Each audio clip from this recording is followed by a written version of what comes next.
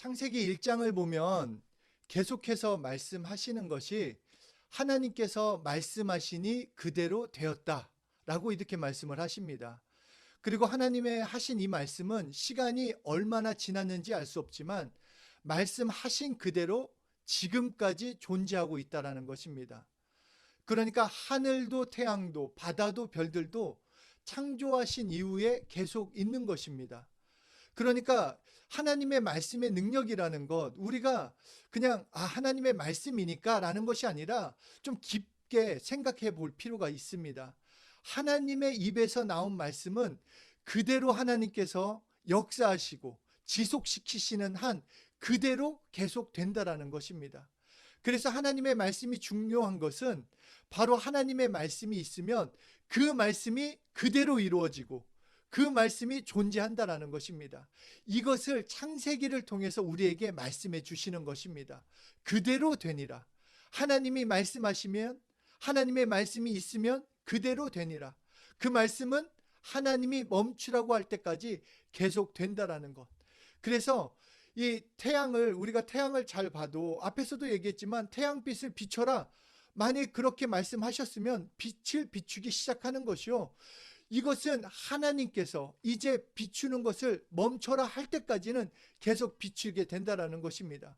그러니까 이 말씀을 나에게 적용해 본다라면 성경 말씀을 통해서 하나님께서 야, 너 복 받아, 하나님의 복을 받아라 말씀하셨다라면, 그러면 그 복이 나에게 생기는 것이고 그 복이 나에게 적용되는 것이고 그 복은 하나님이 그만둬라 할 때까지 계속 된다라는 것입니다. 그러니까 하나님의 말씀을 내 것으로 만들 수 있는 사람, 그 말씀을 믿고 신뢰할 수 있는 사람, 진정한 축복을 경험하게 된다는 것입니다. 그래서 특별히 오늘 말씀이 우리의 것이 되길 원합니다. 2021년부터 말씀이 실제요, 말씀이 능력이요, 그래서 말씀을 경험하며 열매 맺는 귀한 한 해 2021년 그 삶을 사시는 한 분 한 분이 되시길 예수 이름으로 축복합니다.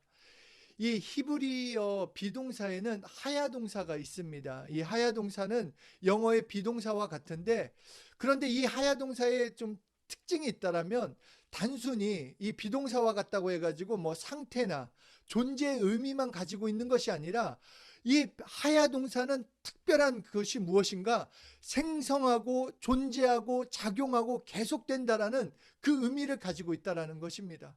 그러니까 앞에서 말씀드렸지만 예를 들어서 창세기 1장 3절에 하나님께서 빛이 있어라 하심에 빛이 있었고, 그러니까 이 있어라, 이 하야 동사를 썼는데 빛이 하야하라 하심에 빛이 하야한다라는 것입니다. 그러니까 빛이 생성되고 존재하고 작용하고 지금까지 계속 진행되고 있다는 것입니다. 빛의 역할은 언제까지? 그것은 빛이 없어지라고 명하시기 전까지는, 하나님이 말씀하신 그 목적을 완성할 때까지는 계속 된다는 것입니다. 그러니까 우리가 이 하나님의 말씀을 내가 진정으로 믿는다라면, 이 말씀을 진정으로 받고 하나님이 주신 말씀을 아멘하고 이 말씀을 믿고 나아간다라고 한다면, 이 확신이 있다라고 한다면 우리의 삶은 바뀌게 된다는 것입니다. 그런데 우리가 말씀을 알고도 하나님의 말씀을 받고도 우리에게 확신이 없고 그 말씀을 경험하지 못한다라는 것은 결국 하나님의 말씀이 변하는 것이 아니라 내가 변하기 때문입니다. 나의 믿음이 변했기 때문입니다. 축복의 말씀을 받고 능력의 말씀을 받고 용서의 말씀을 받고 나서 그럼에도 나는 안 될 것 같아, 내 환경은 이래, 내 상황은 이래, 내 감정 따라 변했기 때문에 경험하지 못한다라는 것입니다. 그런데 우리가 다시 올해 시작 이 첫 번째 예배를 드리면서 내 마음으로 내 입술로 결단함으로써 하나님의 말씀을 믿고 그 말씀대로 살길 소원하고 그 말씀을 시인하고 나간다면 그 말씀이 나에게 실제되는 것을 경험할 수 있다는 것입니다. 특별히 오늘 본문 창세기 2장 17절, 참 우리가 많이 듣기도 하고 참 궁금해하는 이런 말씀인데, 선악을 알게 하는 나무의 열매는 먹지 말라, 내가 먹는 날에는 반드시 죽으리라 하시니라. 그런데 이 말씀이 쓰여져 있는 이 말씀을 하야 동사로 말씀하셨다라는 것입니다. 그러니까 이 말씀을 다시 읽으면 내가 먹는 날에는 반드시 죽는데 이 죽음이 하야한다라는 것입니다. 내가 먹는 날에는 다시 말해서 죽음이 생성되고 죽음이 존재하고 죽음이 작용하고 죽음이 계속된다라는 것입니다. 그래서 아담이 선악을 알게 하는 나무의 실과를 먹은 후에 아담 이후 모든 인간에게 죽음의 하야가 계속되었다라는 것입니다. 사람들은 이런 얘기를 합니다. 우리 특별히 이 중고등학생들한테 이 뉴스램에서 이 말씀을 전하면은 왜 선악과를 아담이 먹었는데 내가 죽냐? 아담이 잘못했고 아담이 하나님의 말씀을 어겼는데 왜 내가 그 죽어야 하고 저주를 받아야 하나? 하나님께서 이렇게 말씀하셨기 때문입니다. 내가 먹는 날에는 반드시 죽으리라. 반드시 죽음이 하야하리라. 그러니까 하나님께서 내가 먹는 날에 그 죽음이 계속된다라는 것. 그래서 바울은 인간은 죽음을 피치 못할 인생이라고 말한 것입니다. 모든 사람은 죽음을 피할 수 없고 죽음의 공포와 죽음의 그 두려움이 진행되고 있다는 것입니다. 여기서 말하는 죽음은 단순히 육신의 죽음뿐만이 아니라 영원한 저주, 영원한 죽음까지 말하고 있는 것입니다. 우리는 지옥 가서 영원한 그 저주와 죽음 가운데 살 수밖에 없는 그런 존재로 살 수밖에 없었습니다. 죽고 싶어도 죽을 수 없는 영원한 저주, 아픔, 고통이 있는 그곳에 영원히 살게 된 것이 영원한 저주가 되는 것입니다. 그래서 로마서 5장 12절에 그러므로 한 사람으로 말미암아 죄가 세상에 들어오고 죄로 말미암아 사망이 들어왔나니 이와 같이 모든 사람이 죄를 지었으므로 사망이 모든 사람에게 이르렀느니라. 아담 이후 계속 죽음이 생성되고 사망의 저주가 계속 왔다라는 것입니다. 그래서 문화가 발달하고 과학이 발달하고 가진 것이 많아지고 누린 것이 많아져도 오히려 세상은 갈수록 생존 경쟁은 심해지고 서로를 밟고 일어서더라도 살기 위해 살고 싶어 몸부림친다라는 것입니다. 그러나 이 세상 어느 누구도 이 사망과 이 사망의 저주에서 벗어날 수 없다라는 것입니다. 그래서 로마서 5장 14절로 넘어가면 아담으로부터 모세까지 아담의 범죄와 같은 죄를 짓지 아니한 자들 위에도 사망이 왕노릇하였나니 라고 말씀하시면서 죽음이 계속되고 계속된다라고 말씀해 주는 것입니다. 그래서 창세기에 오늘 말씀하신 것처럼 내가 먹는 날에 정령 죽으리라 한 이 말씀은 어느 때까지 오는 것인가? 바로 예수 그리스도까지 죽는 데까지 온다라는 것입니다. 예수님께서 이 땅에 오셔서 십자가에서 죽으셨습니다. 그리고 예수님이 죽으시고 부활하셨습니다. 바로 하나님이신 예수님, 그 육신의 몸을 입고 오신 이 예수님께서 이 땅에 오셔서 죽으리라는 이 하나님의 말씀을 온전히 이루고 난 다음에 부활을 통해 이 말씀이 예수님에게서 끝났다라는 것을 알려주신다라는 것입니다. 하나님의 말씀이 예수님에게서 끝난 것을 보여주니 이제는 우리가 살려고 한다면, 진짜 이제 살기 원한다라고 하면 다른 방법이 아닌 오직 예수를 믿어야 하는 것이요, 예수 안에 들어가야 한다라는 것입니다. 그러니까 예수 믿는다라고 하는 것은 정령 죽으리라 말씀하신 그 말씀이 이제 끝나버리는 그 축복을 누릴 수 있다라는 것입니다. 먹으면 죽으리라고 하시는 이 말씀은 예수님에게로 적용된 것, 우리가 실제로 아는 것입니다. 예수님께서 죽었다고 하는 것은 상징이 아닙니다. 실제로 그분이 죽으셨습니다. 죽음의 하야가 거기까지 생성되었고 작용되었고 지속되었는데, 예수님께서 죽으시고 그냥 죽음으로 끝난 것이 아니라 생명이기 때문에 살아나셨고 부활하셨습니다. 그래서 성경은 뭐라고 말씀하셨는가? 생명이 죽음을 삼켰다라고 말씀하셨습니다. 예수님이 살아나시자, 예수님이 부활하셔서 예수 안에 있는 자는 하나님께서 이 죽음의 하야가, 이 말씀이 끝났다라고, 그래서 예수 믿으면 영생하며 산다라는 그 말씀이 시작된다라고 말씀하시는 것입니다. 그래서 인류는 둘로 나눠집니다. 먹으면 정령 죽으리라, 이 말씀에 지배를 받고 있는가? 아니면 예수 안에 들어와서 죽음이 없어 영생한다고 하신 하나님의 말씀, 예수 믿고 영생하느냐? 이 둘로 갈라지게 된다라는 것입니다. 아담의 범죄로 말미암아 죽음의 하야가 계속 작용되고 지속되었는데 예수 그리스도의 죽으심과 그 부활하심으로 죽음의 하야가 끝이 난 것입니다. 하나님이신 예수님이 부활하여 살아나심으로 우리의 죽음의 문제, 저주의 문제, 어려움의 모든 이 땅의 문제까지도 해결됐다라는 것입니다. 그러므로 예수 그리스도 안에 있는 자에게는 죽음의 하야가 끝났고 예수 믿는 자는 이제 예수 그리스도와 연합되어 생명의 하야, 정말 영생의 하야가 계속된다라는 것입니다. 그래서 로마서 5장 17절에 아까도 말씀드린 것처럼 한 사람의 범죄로 말미암아 사망이 그 한 사람을 통하여 왕노릇하였은즉 한 분 예수 그리스도를 통하여 생명 안에서 왕노릇하리라. 예전에는 사망이 왕노릇하였지만 이제는 예수 안에서 생명 안에서 생명으로 왕노릇하게 해주신다라는 것입니다. 그러므로 예수 그리스도 안에 있는 자에게는 죽음의 하야가 끝났습니다. 이제 생명의 하야로 생명이 존재하고 생명이 생성되고 생명이 작용되어서 언제까지 영원히 그래서 우리는 영생하는 것입니다. 그렇게 로마서 8장 1절에 그러므로 예수 그리스도 안에 있는 자에게는 다시는 정죄함이 없나니 이는 그리스도 예수 안에 있는 생명의 성령의 법이 죄와 사망의 법에서 너를 해방하였습니다. 그렇기 때문에 이제 예수 믿기 때문에 죽음과 더불어 따라오는 병, 죽음과 더불어 따라오는 저주, 죽음과 따라오는 고통, 죽음과 따라오는 가난, 죽음과 따라오는 모든 불안과 초조는 바로 죽음이 끝나고 예수 안에서 생명으로 바뀌는 그 순간에 나의 삶에서, 내 삶에서 완전히 떠나게 되었다라는 것입니다.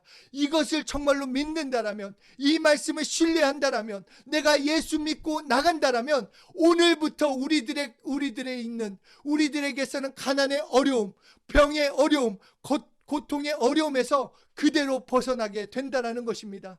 또한 고린도후서 5장 4절 말씀처럼 죽을 것이 생명의 삼키운 바 되었으니, 정말 그러니까 반환점, 죽음에서 생명으로 터닝 포인트를 이루어가는 것입니다.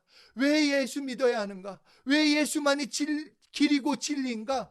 부처 믿으면 안 되는가? 부처 믿고 알라 믿고 이방 잡신을 믿어도 잘 되는 사람이 많은데요 라고 말하는 사람이 있고, 돈은 좀 벌지 모르고, 좋은 학교에 갈지 모르고, 명예는 좀 얻을지 모르지만 죽음의 하야로 이 세상뿐만 아니라 영원한 저주 가운데 살 수밖에 없는데, 이제 예수 믿고 산다라면 저주의 길은 완전히 벗어나 이제 예수로 사는 진짜 축복의 길, 영생의 길로 걸어갈 수 있다는 것입니다.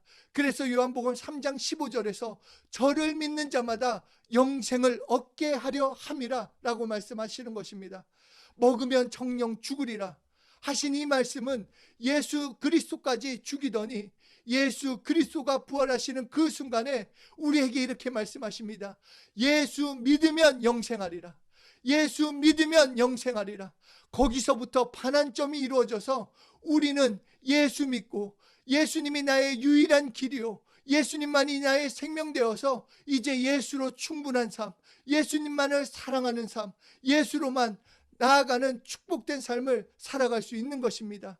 그래서 요한복음 6장 30절에도 내 아버지의 뜻, 예수님이 말씀하신 것입니다. 내 아버지의 뜻은 아들을 보고 믿는 자마다 영생을 얻는 이것이니 마지막 날에 내가 이를 다시 살리리라. 이것이 하나님 아버지의 뜻이라는 것입니다. 그리고 요한복음 3장 16절에서도 하나님이 세상을 이처럼 사랑하사 독생자를 주셨으니 누구든지 저를 믿는 자마다 멸망치 않고 영생을 얻게 하려 하심이라. 예수 믿는 자, 예수님으로 사는 자, 예수 이름을 부르는 자, 이제 죽음의 하야는 끝나고 생명의 하야가 진행된다라고 우리에게 계속 말씀하시는 것입니다. 우리는 죽음의 하야가 끝난 사람입니다. 그렇게 예수 믿는 우리에게 생명의 하야가 시작되고 있으니 이제 생명에 따라 있는 기쁨, 평안, 감사가 나에게 차고 넘쳐야 합니다. 능력이 나와 더불어 항상 내 속에 생성되고 내 속에 작용되고 내 속에 계속되고 있으니 이제 가난도 물러가고 병도 물러가고 오직 감사가 넘치는 삶을 사시는 한 분 한 분 되시길 원합니다. 예수 이름으로 자신의 삶을 그렇게 축복하면 되는 것입니다. 특히 오늘 말씀을 준비하면서 이런 말씀이 들었습니다. 2020년 정말 어렵고 힘든 그런 날이었지만 오히려 우리는 예수 이름으로 보호받았음에 감사했습니다. 그렇다면 이제는 그 이름으로 구원의 역사를 실제로 누리는 것, 경험하는 한 해로 만들어야 하는 것입니다. 보호받았음에 그것으로 끝나는 것이 아니라 이제 이적과 표적, 예수 이름의 능력을 체험하는 진정한 한 해로 만들어야 하는 것입니다. 예수 이름으로 일어나는 한 해, 영생을 누리는 그 축복된 한 해로 만들자라는 것입니다. 로마서 10장 13절에 이렇게 말씀합니다. 누구든지 주의 이름을 부르는 자는 구원을 받으리라. 하나님의 말씀입니다. 이 말씀은 실제입니다. 이 말씀의 능력입니다. 그렇기 때문에 이 말씀을 의지하고 믿고 시인하는 자가 있다라면 이 말씀 때문에 예수 이름으로 구원의 역사를 누립니다. 이것은 거짓이 아니라 하나님께서 직접 우리에게 말씀해 주신 것입니다. 그렇기 때문에 내 삶에서 빌빌거릴 필요도 없고 미래에 대해서 두려워할 것도 없습니다. 나에게 어떤 문제로 인해 고통하는 것이 아니라 오히려 그 문제, 그 상황을 내어놓고 예수 이름을 불러서 구원의 역사를 누려야 한다는 것입니다. 뿐만 아니라 사도행전 3장에 나오는 것처럼 베드로와 요한이 안진뱅이에게 예수 이름으로 일어나 걸으라고 했을 때 예수 이름이 안진뱅이를 일으켰습니다. 세상은 돈이, 명예가, 세상에 속한 그 어떤 것이 내 삶을 다시 일으켜주고 세워준다라고 말하지만 그 모든 것은 나를 일으켜줄 수 없습니다. 나를 세워줄 수 없습니다. 오직 예수 이름으로만 우리는 일어설 수 있습니다. 안진뱅이 성전 미문에 구걸하면서 그 돈으로 그 안진뱅이는 살아갈 수는 있었습니다. 그렇지만 그 돈이 그에게 약간의 먹을 것을 주었을지 모르지만 그 삶을 세워줄 수 없었습니다. 그 육체를 정상되게 해주지 못했습니다. 사람들이 불쌍히 여겨주는 것 또한 그에게 약간의 위로가 되었을지 모르지만 그의 삶에 진정한 어떤 영향을 끼치지도 못했습니다. 그런데 예수 이름을 부르자 예수 이름으로 그는 일어난 것입니다. 예수 이름으로 삶이 변화되었습니다. 마찬가지로 우리에게 무너진 삶이 있다면 이전까지 망한 것처럼 보인다 할지라도 소망이 없는 삶이라 할지라도 우리는 예수 이름으로 일어설 수 있습니다. 그래서 마가복음 5장 41절에 야이로의 죽은 딸을 일으키신 예수님, 그분의 이름이 우리를 일으키십니다. 누가복음 7장 14절처럼 청년아 내가 내게 말하노니 일어나라 말씀하신 것처럼 나인성 과부의 죽은 아들을 일으키신 그분의 이름이 우리를 일으키십니다. 우리를 변화시키십니다. 그리고 예수님은 오늘 베데스다에 있는 38년 동안 어떤 도움의 손길을 받지 못한 그 병자에게 오셔서 일어나 내 자리를 들고 걸어가라 말씀하신 것처럼 우리에게도 오늘 동일하게 말씀하십니다. 일어나라. 예수 이름으로 일어나라. 염려의 자리에서, 두려움의 자리에서, 질병의 자리에서, 가난의 자리에서, 저주의 자리에서 예수 이름으로 일어나라. 다른 것을 붙잡으면 우리는 일어설 수 없습니다. 그러므로 우리는 예수 이름을 부르고 또 부름으로써 일어나야 하는 것입니다. 우리는 진정으로 정말로 이 생명의 삶을 살게 되었습니다. 이 생명의 삶을 어떻게 경험할 수 있는가? 살아나는 것을 어떻게 경험할 수 있는가? 예수 이름을 부름으로써 우리는 일어서는 역사를 경험할 수 있다는 것입니다. 그렇기 때문에 각자가 결정해야 합니다. 각자가 시인해야 합니다.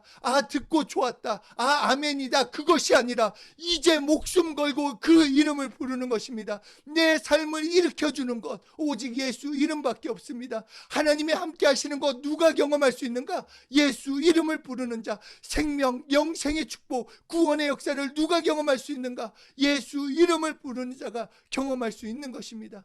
이 시간 예수 이름을 부르고 또 부름으로써 생명의 하야가 정말로 한 사람 한 사람의 삶에 차고 넘치는 2021년이 되길 원합니다. 정말 예수 이름으로 일어서는 것이 무엇인지 경험하는 축복의 한 해, 그래서 예수 이름으로 열매가 주렁주렁 맺히는 생명의 한 해를 사시는 귀한 한 분 한 분이 되시길 예수 이름으로 축복합니다.